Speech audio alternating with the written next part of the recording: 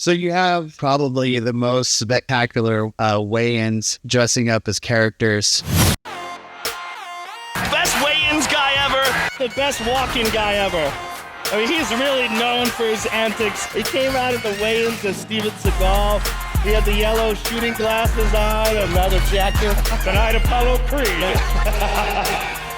Does that come from your fascination with pro wrestling? Did that kind of pave the way for you to become a pro wrestler? I've always loved pro wrestling. I remember when I would come home from elementary school, my grandfather would have on ESPN, and at the time, pro wrestling was on ESPN every day at 4 p.m. So I would watch pro wrestling. It's odd because I don't know if pro wrestling is the reason I did entrances, because what I was doing was like basically directly, not only was I dressing up as other people, but I was stealing what other fighters were doing in Japan and somewhat in the USA. Some of my favorite fighters of all time are Kazushi Sakuraba and Genki Sudo, who were both known as showmen. Great fighters, some of the most highly skilled guys that have ever come out of Japan. But first and foremost, they were showmen. Sakuraba was a pro wrestler. Pro wrestling kind of has a different, it's viewed a little bit differently, I guess I would say, by the public in Japan than it is here. So when I say pro wrestler, I mean, he was doing worked fights, but they were done with legitimate techniques. When he was a pro wrestler,